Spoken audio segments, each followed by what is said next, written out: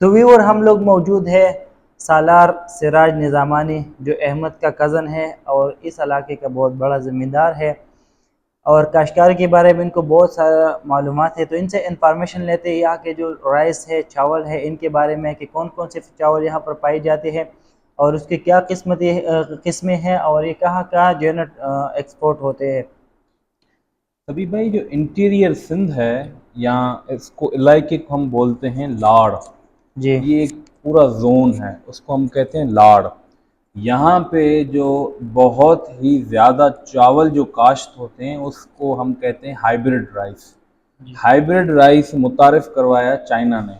और कुछ एक कंपनी है, गार्ड की कंपनी, जो यहाँ गोलार्ची में अपना प्लांट लगाए हुए हैं। हाइब्रिड राइस वहाँ पे ये बनाते हैं, मेल और फीमेल को अलग करके फिर पॉलिनेशन उनकी करा के वो वहाँ से हाइब्रिड सीड बनाते हैं। बाकी जो हाइब्रिड राइस सब आता है वो सीड चाइना से इंपोर्ट किया जाता है पाकिस्तान में, और यहाँ पे वो हाइब्रिड राइस लगाया जाता है।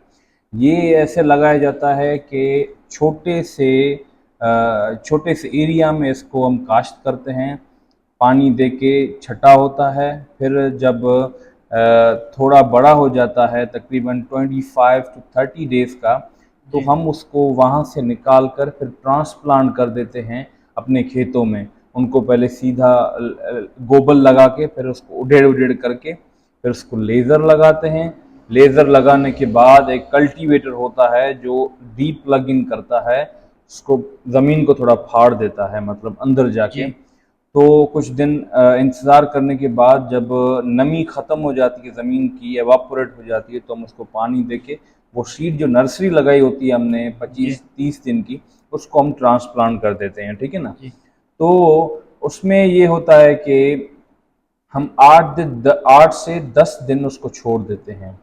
वो जब अपनी जगह पे मतलब उठ जाता है, अपना सांस बहाल कर देता है, तो हम उसको पहला छट्टा यूरिया का, कोई डीएपी का करता है। जी अमूमन लोग आधा बोरी डीएपी डाल देते हैं, आधा बैग। और दूसरा जो फर्टिलाइज़र का डोज होता है वो 10 दिन बाद होता है। यूरिया में ये होता है कि नाइट्रोजन गैस होती है, और उसके साथ जिंक मिला देते हैं। जिंक सल्फेट होती है, 33% अमूमन लोग यूज़ करते हैं। डिफरेंट वैरायटीज़ हैं हर चीज़ की। तो उस पर कोई कोई बंदा थोड़ी दवा मिक्स कर देता है, मोनोमी हाइपो हो गई, फिप्रोनल हो गई, डिफरेंट फार्मूला हैं। जो बोरर होती है ज़मीनी, वो न लग जाए, तो इसलिए वो उसको यूज़ करते हैं एज अ सेकेंड फर्टिलाइज़र। जी फिर थर्ड फर्टिलाइज़र एज अ पूरी बोरी यूरिया की दी जाती है, और पानी मतलब 2 से 3 इंच खड़ा ही रहता है तब तक। और तीसरा भी डोज यूरिया का आता है। तो जी चौथा जो डोज आता है वो हम एक बैग यूरिया का और एक कार्टिप दवा है, उसका फार्मूला कार्टिप है, डिफरेंट जी वेराइटीज़ की पड़ी है कंपनीज़ की। जी यहाँ पे दुकानों पे जिसको जो समझ आए वो लेता है। जी सालार भाई, और यहाँ पर जो है ना एक क्वेश्चन मैं करूँगा कि यहाँ पर आपके पास कितनी वैरायटीज़ की जो है ना चावल लगती है। यहाँ पे हमारे यहाँ सिर्फ 2 वैरायटीज़ की चावल लगती है। जी वैसे तो हाइब्रिड राइस में तो बहुत सारी वैरायटीज़ आती हैं, जी लेकिन क्या है कि मैं आपको कहूँगा कि वैरायटीज़, एक वाइट चावल होता है हाइब्रिड राइस, जो एरिच है जिसको बोलते हैं, जो यहाँ पे बिल्कुल नहीं खाया जाता। जी यहाँ पे इसको ऐसे एज अ आटा बना के विलेजेस में लोग खाते हैं। बकाया वो नाइजीरिया और अफ्रीका और कीनिया या वहाँ पे इंपोर्ट किया जाता है उसको। उसको यहाँ पे हम नहीं खाते। और जो दूसरा जो जीन है वो है, इसको बोलते हैं सिंधी में गंजो चावल। एक रेड कलर का होता है राइस, जी वो हम लगाते हैं। वो हम घर के खाने के लिए वो हम खुद यूज़ करते हैं उसको एज अ आटा। जी बाकी जो खाने में हम चावल खाते हैं वो सारा चावल पंजाब से आता है। उसको वहाँ पे सुपर कहा जाता है, वहाँ से बासमती करके वो आता है यहाँ पे। जी पर हाँ, जो जो हमारे पाकिस्तान में चावल खाया जाता है ये पंजाब के चावल हैं। ये पंजाब के चावल हैं बासमती। बस लेकिन जो हमारा हाइब्रिड राइस है, मैं आपको बताना भूल गया, इसमें से बनता है सेला चावल। अच्छा सेला चावल वो थोड़ा ब्राउनिश होता है, थोड़ा लंबा कर दिया जाता है, लेकिन वो इस हाइब्रिड को मशीन के ज़रिए किया जाता है जी उसको, जी। सेला चावल। हमारे यहाँ बिरयानी में तकरीबन सेला चावल सीला यूज़ चावल। होता है, वैसे वाइट राइस में इसको यहाँ पे नहीं यूज़ किया जाता। अच्छा और अच्छा। यहाँ पे इसकी जो यील्ड है, मैक्सिमम कहूँ तो 120 मन से भी ऊपर आ जाती है।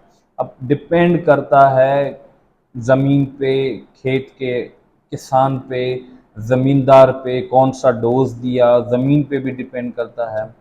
तो इस हिसाब से सालार भाई ये इसका टोटल प्रोसेस जो है कितने महीनों, चावल दाना लगाने से बिल्कुल चावल, कटाई तक जो है कितने महीने, तकरीबन कितना डेज जो है ना वो बन जाती है? ज़मीन की तैयारी का नहीं बताऊँ, सिर्फ नहीं, चावल। सिर्फ चावल लगाने ठीक से। है, चावल हम जब बीज नर्सरी उसकी लगाते हैं, जी। आप उसको 1 महीना एज कैलकुलेट वो उसको कर दो, ठीक है अच्छा ना। ठीक है। उसके बाद 3 से 3.25 महीने, मतलब 90 डेज से 100 डेज डेज तक तक। वो आफ्टर ट्रांसप्लांटेशन खड़ी होती है। तो ये तकरीबन 4.25, कई कई लेट वैरायटीज हैं 4.5 महीने का जो और है ना ये आपके पास फसल है। यहाँ पर जो है ना कटाई जो है ना लोग करते हैं या मशीनों से होती है? यहाँ अभी पहले तो मशीनें नहीं आती थी, जी। अब तो पंजाब से मशीनें आती हैं। और क्योंकि यहाँ पे स्पेयर पार्ट्स वहाँ इसका मशीन का अवेलेबल नहीं है, तो कुछ लोग हैं जो मशीनों से भी कटवाते हैं, लेकिन अभी भी अमूमन कटाई हाथ हाथ से ही से होती है, होती क्योंकि मजूरी कैसे मिलेगी अगर सब है, मशीन मशीनें चल रही काटेगी। है बिल्कुल। मजूरी मजूरी करते हैं और वहाँ से खाते हैं। Thank you so much.